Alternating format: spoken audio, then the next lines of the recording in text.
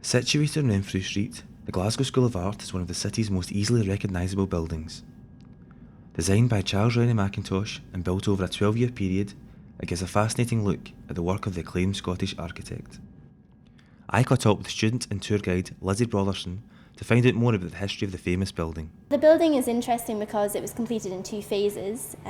The original budget was very small, only £14,000 to complete the whole building. So, as you might expect, the building work started in 1897, and by 1899 all of the money had run out. Only half the building was completed at the total of £21,000, so they were already 50% over budget.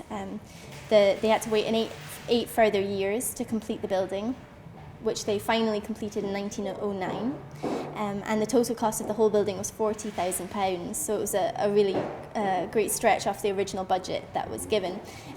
So it really covers a great spread of different arts movements throughout that time, and actually it includes McIntosh's whole career as an architect here in Glasgow, because when he started he was very junior. It was his first building design, and by the end this was his last building to be completed in Glasgow.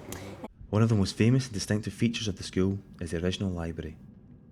Framed by windows which run over 3 floors, the library is one of the most celebrated rooms created by McIntosh and provides a stunning example of his flair for interior design. The library windows are kind of the main feature on that facade of the building, and they are really interesting because they stretch up for 3 floors uninterrupted, which was quite an architectural feat of that time. That was the last facade to be completed. Now inside it's been created to feel like you're in a clearing in a forest. There's large beams that stretch up and taper off at the top so that they look like a tree trunk, and they're able to do so because they're suspended from the ceiling above, so they're not holding anything up. You have the drop downs from the balcony which look like seeds or leaves falling from the trees, and the same design is represented in the table legs. So it's really this kind of holistic design approach that McIntosh had. He wasn't just designing the building, but everything inside down to the tiniest details.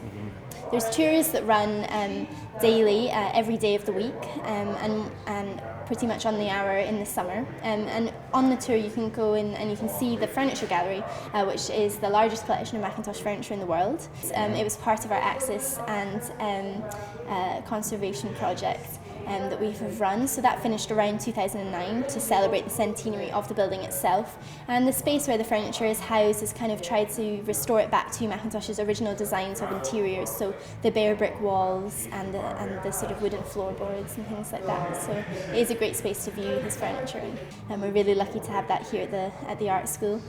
So it's a really good experience to come and get a great feeling of McIntosh as an architect, a designer and an artist.